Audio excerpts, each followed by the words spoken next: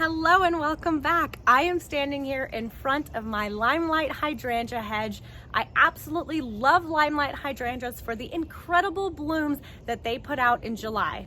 No garden is complete without these stunning hydrangea blooms that are about the size of your face. Blooms are so huge that typically they do fall over once they're fully bloomed in a hard storm, and that is something that honestly drives me crazy. My goal in the garden is to create a beautiful one, but also a hands-off one. So personally, I'm not a fan of plants that I have to stake and support in order to look good. So this winter, I had decided that these hydrangeas were actually on the chopping block. I wanted to completely rip them out and replace them with Limelight Prime hydrangeas. Limelight Prime hydrangeas are the new Limelight hydrangeas from Proven Winners Color Choice that are said to have stronger stems so that they do not flop in the summertime, which is what I'm all about. But you know what I realized I could do instead of replacing the entire hedge with Limelight Prime hydrangeas? I am going to do a garden experiment instead. So instead of cutting back this entire hedge of Limelight hydrangeas and replacing them with Limelight Prime, I decided to leave these hydrangeas and plant just one Limelight Prime to see how they do. That way I'll be able to show you how Limelight Prime compares to Limelight hydrangeas. I won't have to be really salty at Proven Winners if there's not much of a difference. I didn't waste too much money, only grabbed one shrub, and these Limelights can stay in the garden taking up this space until I can figure out what I'd like to plant here instead. Limelight hydrangeas are panicle hydrangeas that grow 6 to 8 feet tall. They bloom on new wood and they have enormous 10-inch blooms in the summertime. These hydrangeas require very little care. The only thing I do to them is cut them back to about 24 inches tall in the early spring. They bloom on new wood, so all of this that you see here is new growth that will support those enormous blooms in July. These panicle hydrangeas are planted in full sun. Yes, even in Atlanta, I plant these in full sun.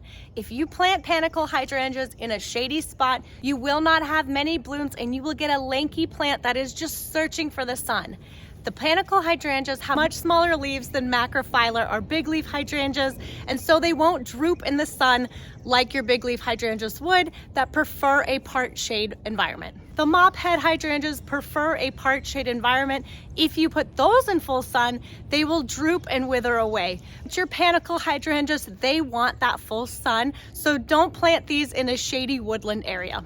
These hydrangeas are not picky about soil type. They prefer a slightly acidic soil. So if you're in the Atlanta area like me, you're in luck. There's not much you have to do because we already have that type of soil.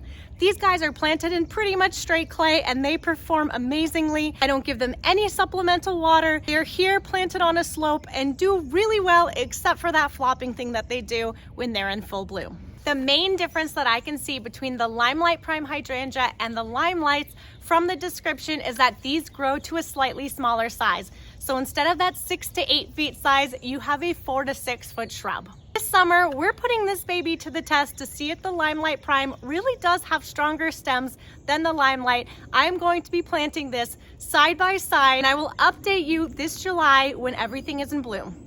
I'm going to be placing the Limelight Prime right in front of the hedge that I have that's existing, so it'll be in similar soil. It'll also be on a similar slope, which should make this a fair experiment. If the Limelight Prime truly does not flop, I will be replacing the rest of the hedge with Limelight Primes next season.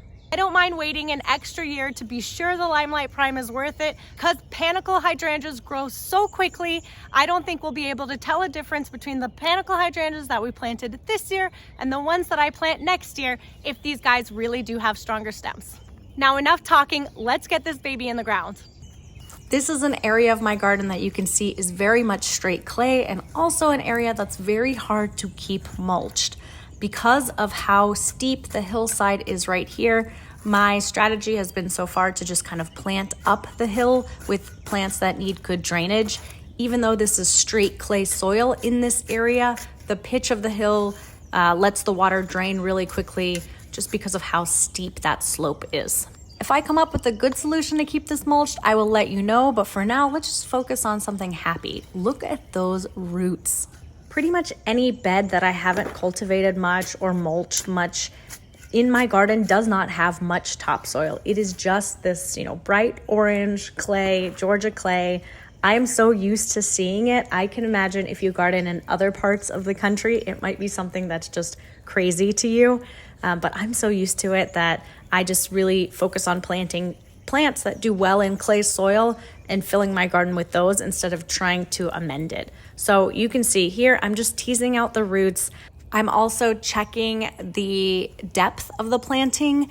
So when you're planting on a hillside, you're almost, digging into the hillside and setting the plant on top. I like to make sure that the crown of the plant, which is where the roots meet the stem, that is about an inch above the soil, especially in clay. That helps with drainage. For plants that I'm planting on a slope, I don't want it to be much higher than an inch above soil level. So I'm just removing some of the soil so that this plant can be a little bit deeper. And once I get it at the perfect depth, no more than an inch above the soil line, I am going to backfill with my native soil. Like I said, not amending, planting with the native soil, planting plants that go and thrive in your native soil, I think is the key to a lower maintenance garden. The last step, or even a middle step that's really important when planting, is watering. A lot of the times I like to dig a hole and then just fill that hole with water, drown it, make like a little swimming pool, put the plant in so that it gets some time to soak in and be fully hydrated before planting. And then I just backfill with native soil on top of that. That makes it super easy to plant even in the hottest of times. Now that this Limelight Prime is in the ground, all we have to do is wait. I will be taking notes and observations throughout the season as to how this is growing, and in July, after blooms and after a hard rain, I will be posting an update video as to how the Limelight Prime compared over the Limelights. A couple of things to note is that this might not be a super fair comparison. As Limelight hydrangeas mature, they're able to create a stronger frame that supports the stems in the future. So this is really a tough comparison. But if this hydrangea is able to hold up the blooms better than the regular Limelight, that's a really good indication that this is a winner and I need to replace my old Limelight hedge. But this is where I'm going to end the video. You're gonna have to come back in July. Go ahead and hit that subscribe button if you're interested in seeing the results of this or other garden experiments. I appreciate you watching, and I will see you in the next video.